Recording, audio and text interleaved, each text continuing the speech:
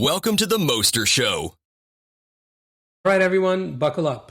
We're about to dive into the first of what will probably be several episodes on the topic of going OTD. For listeners who aren't familiar with the term OTD, it stands for off the Derech, and it means off the path. It's a phrase commonly used to describe people who grew up in the Haredi or ultra-Orthodox Jewish community and later left that way of life. In this episode, I will expand on a claim I've made a few times in passing, suggesting that most people who go OTD would be better off staying in the community. While I received plenty of positive feedback for saying that, including from OTD people, I also faced a lot of backlash for it from many other OTDers, and at first I was surprised and hurt by some of the critical comments, especially those that came from people I was close to and the comments that were meant to be personal and hurtful, and my instinct was to counterattack anyone who I felt attacked me. But I took some time to reflect on why people reacted the way they did, and I realized that most of them were hurt in life, and they were further hurt by my comments, and their hurtful reactions were a result of all that pain. And I actually spent some time to map out the type of critics, and I wanted to share with you how I see it. The first category are people who were genuinely harmed by various aspects of the Frum or Haredi community and felt that leaving was necessary for their well-being. To them, hearing me say that they may have been better off staying can sound dismissive of their suffering. One person commented that it's like telling a battered woman she would have been better off staying with her abusive spouse. The second category are those who, regardless of the reason they left, the process of leaving in and of itself was so painful, and they paid an enormous personal price to leave. They may have lost relationships, job opportunities, community standing, and in some cases family connection, including custody of their kids. Suggesting that the outcome may not have been worth the cost can feel like an attack on the story they've built around that sacrifice, the story that life was bad in the community and is better now that they left the community. The third category are those who look to me as an example or role model. Some may have been encouraged by my public journey and my activism. They may have taken the leap to leave the community in part due to me and my persona. If I come now and say that I made mistakes, it naturally raises some uncomfortable questions for anyone who followed in my path. The fourth category are people who supported or participated in causes and campaigns I was involved in and championed, and at times at my behest. They may have paid a social or personal price for doing so, so for me to turn around and question my past activism and journey is understandably upsetting to them. Those are the people I feel most for because I actively recruited them into my activism. So before we continue, I want to say something very clearly. I am not trying to diminish anyone's pain. And I'm not trying to mock or downplay anyone's journey. I am not claiming that there's never a justified reason to leave the Haredi community. And I'm certainly not arguing that the Frum community is free of any problems. What I am doing is sharing a conclusion that I've gradually arrived to after nearly 2 decades of observing, participating, and reflecting on this world. You may disagree, and that's fine, but I hope you'll at least hear me out. Now, here's the first thing that needs to be said. My argument that most people are better off staying is not a religious argument. It's not a curative thing, as some have suggested.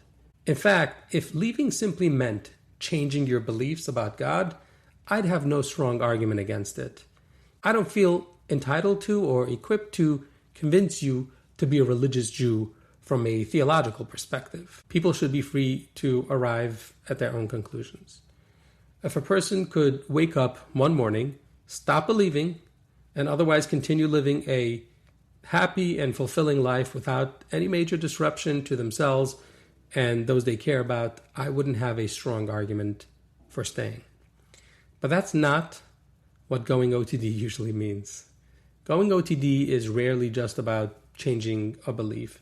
It often means changing your appearance, changing your friendships, changing your social status, changing your routines, changing your culture, changing your relationship with family, changing how you date, how and whom you marry, how you raise children, and how you understand yourself as a person. In other words, you're not simply changing your theology, you're changing your entire social world. And that's where evolutionary psychology and neuroscience come into play. One important finding in psychology is that human beings possess a need to belong. We are not wired to live as isolated individuals. We evolved as intensely social species. Our brains evolved to distinguish our in-group from other groups and to treat social connection as a necessity rather than a luxury. Researchers have consistently found that loneliness is associated with depression, anxiety, poorer physical health, and lower life satisfaction. Studies on social exclusion have even found that some of the same neural systems involved in physical pain become activated when people experience rejection and ostracism. In other words, social pain is very real, and going OTD and risking losing community is a type of pain most people are better off not going through. Now, I know most of you have already heard a curative rabbi or religious family member essentially say this. Oh, we all need community, so just stay. I understand how unconvincing that is, and I'm certainly not here to repeat superficial arguments for staying. My arguments will differ in two critical ways. One, I will explain the why we need community, not just that we need community, but the why. And more importantly, number two, I will lay out why for people who grew up from substituting this community with a different one is almost impossible. I hope you're enjoying the episode so far. Before we continue, I want to thank our sponsor, Shetach Residential and Commercial Properties. If you're looking for your next home, investment property, storefront, office, or warehouse in New Jersey, Shetach helps buyers, sellers, investors, landlords, and tenants find opportunities that fit their goals. From residential homes to commercial and industrial properties, Shetach combines market expertise, personal service, and access to opportunities both on and off the market. If you're considering selling, Shetach connects property owners with qualified buyers and investors while helping maximize value and simplify the process. If you're buying, leasing, or investing, Shetach is here to help you find the right property for your next chapter. Contact Shetach today and discover what's possible. Text 848-667-8377 or email shetachproperties@gmail.com. Thank you. Now back to the episode. First, let's discuss the science of community. Have you ever asked yourself why evolution made us need or crave community? The answer is pretty simple, but you might better understand it by looking at the animal world. I'm sure you've come across these videos on social media of people visiting the safari and encountering animals in the wild. You can see some gruesome scenes of lions preying on animals like buffaloes, and every so often they catch one. And if the buffalo is alone, or if it's just a mother and a newborn calf, the ending is usually quite painful. The mother tries to put up a fight to protect her calf, but eventually she has to either abandon the calf or she and the calf will be eaten by the pride of lions. But if the buffalo herd is nearby, they come running, and the lions get scared away by the large number of buffaloes and they run off. That saves the life of the calf, so he or she can grow up and go on to have his or her own babies, and then their cycle of life continues. Another example is zebras crossing a river. A single zebra or a mother and a baby zebra crossing a river filled with crocodiles would have a huge target on their back, and they're unlikely to make it to the other side of the river alive. If caught and eaten, their family tree will end right then and there in that river. But zebras usually cross such rivers in massive numbers, hundreds or even thousands of them at a time. It doesn't always deter the crocodile. They're still going to come to try to have their meal. But mathematically speaking, any given zebra of the pack is less likely to be eaten by a crocodile. Humans have evolved in a similar way. Many years ago, humans had to fend against animals in the wild, and against other humans as well. And we've evolved to find safety within larger groups. It's a pretty dark and sobering thought. And nowadays, it may be hard for most people to think of ourselves in that way. What do you mean? We have laws, law enforcement, and justice. And in general, we're pretty safe to roam alone. And one can argue that, indeed, from a strictly utilitarian perspective, we've cracked the code. We no longer need community to survive, per se. But try telling that to your brain, which has evolved over millions of years, to need community, literally in the same way it needs food, water, and other basic necessities for survival. Meaning, losing community causes us inner pain that is not that different from depriving ourselves of other basic needs. But you might say, fine, I agree that humans need community, but why should I stay in this particular community? I can join any community. I can find groups of people who enjoy certain hobbies, share certain political beliefs, maybe even an atheist community, and so on. But there's an even deeper layer here. Most OTD people were not simply members of a community. They were born into it. From infancy onward, our brains develop within a particular environment, within a specific group and culture. Again, for survival purposes, fitting in with your community was crucial, so you weren't left out and left to fend for yourself. So growing up, our brains absorb language, customs, values, humor, emotional cues, social expectations, and countless other pieces of information from the people around us. Neuroscientists call this neuroplasticity, the brain's ability to organize itself in response to experience. Our brains develop within the context of a particular community. The same way learning a new language doesn't come naturally after a certain age, learning a whole new way of life doesn't either. By adulthood, the community we grew up in has become part of who we are. Our sense of identity is so deeply tied to the group we belong to, and particularly the groups we were born and raised in. Those group identities provide us meaning, belonging, purpose, and psychological stability. Which brings me to the central point. Leaving a community like the Haredi world isn't the same as changing a political party. It's not the same as switching jobs. It isn't the same as moving to another city. What you're often doing is dismantling an identity structure that has been forming since childhood, even since infancy. You're severing yourself from the people, norms, institutions, traditions, and relationships that shaped your understanding of reality and your sense of self. That doesn't mean nobody should ever do it. Nobody should ever leave the community. It does mean that for most people, the psychological cost is often far higher than what people initially realize. And I think many people underestimate that cost because they focus almost entirely on the problems they're leaving behind, while giving insufficient attention to what they're losing or the inner pain they're subjecting themselves to by doing this. They're focusing on the restrictions, the frustrations, the disagreements, the grievances. What they're often not focused on is the social capital they're giving up, the network of relationships, the shared experiences, the mutual obligation, trust, familiarity, care, and belonging that took decades to build and are imprinted on a brain that evolved over millions of years. And here's the hard truth. Communities are much easier to leave than they're to replace. People often imagine they'll just find another community. Sometimes they do, but integration into a new community is very hard. Your new friends didn't grow up with you.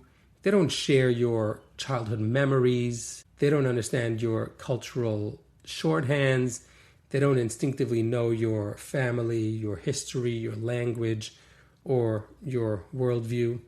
You could build those connections over time, but rebuilding what took 20 or 30 years to create is not easy. And that's before we even discuss the more intentional family rejection, social stigma, or the practical consequences that often accompany leaving the community. I'm talking purely about the internal psychological burden, the burden of reconstructing an identity, the burden of losing one's primary source of belonging. And while nowadays the evolutionary need for community may be diminished from a strictly survival perspective, community still plays a critical role in our lives.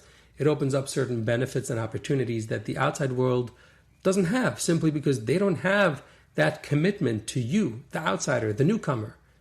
So certain organizations will try to help you get that, but it rarely feels the same. So when I say that most people are better off staying, this is what I mean. I'm not making a theological or religious argument. I'm making a human argument.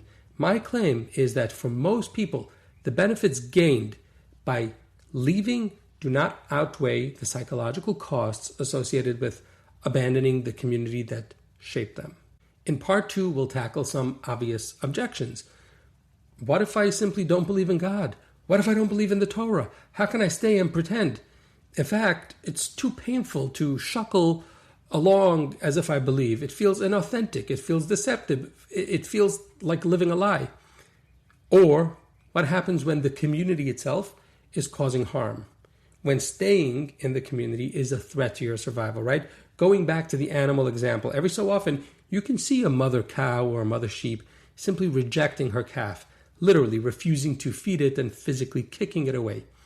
It's a fluke in their brain, it happens. And in some cases, in very rare occasions, humans do the same. I don't think it's more common in the Haredi community at all, but it happens. So what if the costs of staying in the community exceed the cost of leaving? And what if another community can provide the same benefits that the Haredi community offers, but with fewer drawbacks? So I hope to tackle that and more in a future video. In the meantime, I want to invite you all to continue this conversation with me. I promise to be civil. I hope you will too. I'm happy to have these conversations offline as well. In fact, I'm working on a new project that would help people who are OTD or thinking of going OTD to consider all their options with a view of the desired outcome rather than only focusing on the current and momentary grievances. The project is called Karoivim.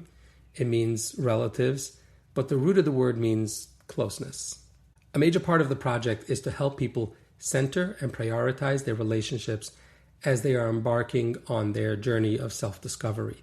I think the highest priority should always be to maintain connection with family and even friends.